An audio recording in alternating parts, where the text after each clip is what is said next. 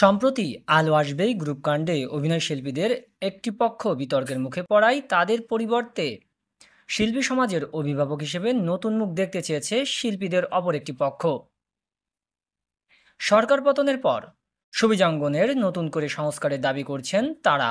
একই সঙ্গে বিভিন্ন সময় নিপীড়িত শিল্পীদের পক্ষেও আওয়াজ তুলেছেন। এমন অবস্থায় সামাজিক যোগাযোগ মাধ্যমে কিছু প্রশ্ন তুলে একটি স্ট্যাটাস দিয়েছেন অভিনেত্রী অর্চিতা স্পর্শিয়া। রোববার দুপুরে নিজের ফেসবুক অ্যাকাউন্টে দেওয়া সেই স্ট্যাটাসে অভিনেত্রী লেখেন, পাওনা টাকা চাওয়াতে যেই হাউস ডিরেক্টর প্রডিউসার এক্সিকিউটিভ প্রডিউসারদের কাছে সময়ের সাথে বয়কট বা অপছন্দের আর্টিস্ট হয়েছি, বা মেলামেশায় কমতি থাকায় ব্যক্তিগত জীবনের ডিসিশনে এবং ভিকটিম প্লে করে ফেক ইমেজ মেনটেন না করায় যেভাবে আর্টিস্ট হিসেবে কর্নার্ড হয়েছি, এসব বিষয় তারা যারা প্রোডাকশনের ওয়েল সিস্টেমের দাবিতে নেমেছে তাদের বক্তব্য কী? হঠাৎ এমন প্রশ্ন তোলার পিছনে কোনো নির্দিষ্ট কারণ দেখছেন না স্পর্শিয়া।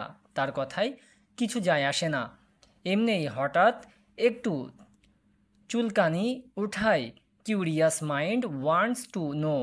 এরপর যারা তাকে প্লে গার্ল তকমা দিয়েছেন তাদেরকে উদ্দেশ্য করে এই অভিনেত্রী বলেন, curious mind also wants to know. যারা পিছনে বলে এবং এক অদ্ভুত প্লে গার্ল ইমেজ তৈরি করেছে তারা আসলে কতটুকু আমাকে চিনেন বা জানেন। সর্বশেষ স্পর্শিয়া বলেন, আমি আমাকে নিয়ে হাসতে ও কথা বলতে পারি, কারণ শুধু আমি আমাকে নির্মাণ করেছি এবং জীবনের প্রতিটি স্পন্দনে নিজেকে বহন করে গেছি। অন্যরা যোগ দিতে পারেন যদি আমি আপনাকে অনুমতি দিই।